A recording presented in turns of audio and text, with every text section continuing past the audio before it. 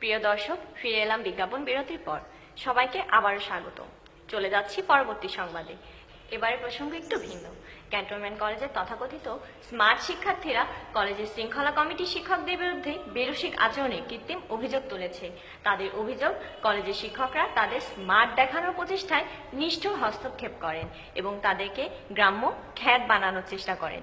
চলুন জেনে আসি সিনিয়র স্টাফ রিপোর্টার আসফি ইসলাম শেখার অনুসন্ধান রিপোর্টে শিক্ষার্থীদের অভিমত।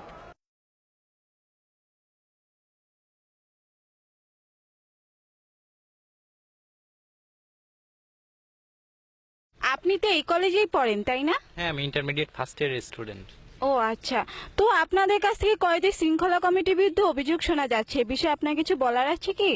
আরে আর বললেন না ভাই, কলেজের টিচারদের যন্ত্রণা একটু স্টাইল দিয়ে আসবো, তাও আসার কায়দা নেই। এই তো কয়েকদিন আগে চুল কেটে আসলাম, চুলে একটু স্টাইল দিয়ে আসলাম, আসার পর অ্যাসেম্বলি থেকে ধরে নিয়ে চুলগুলো কেটে দিল সবার সামনে।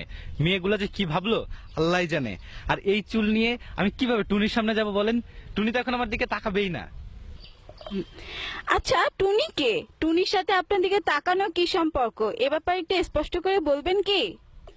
না মানে বিষয়টা আর কি, না আচ্ছা দাঁড়ান, আমার একটা ফোন আসছে। হ্যালো টুনি। হ্যাঁ আচ্ছা, পরে কথা বলবো। এবার চলুন দেখে আসি অন্যান্য শিক্ষার্থীরা এ বিষয়ে কি বলে। আমার মতে বর্তমান কলেজের শৃঙ্খলা অত্যন্তই ভালো। ক্লাসের বাইরে কোনো ছেলে মেয়ে দেখতে পাচ্ছেন? পাবেন না। সবাই ক্লাসে। ক্রমাগত পড়াশোনা এবং শৃঙ্খলা কমিটির চাপে ছেলে মেয়েরা ক্লাসের বাইরে তো জোড়ায় জোড়ায় দূরের কথা, একা একা বের হওয়ারই সাহস পায় না। তাছাড়া আপনারা তো জানেন 2016 সালের এসএসসি পরীক্ষার কথা, তা অত্যন্ত ভালো হয়েছে। হুররে! এ তো গেল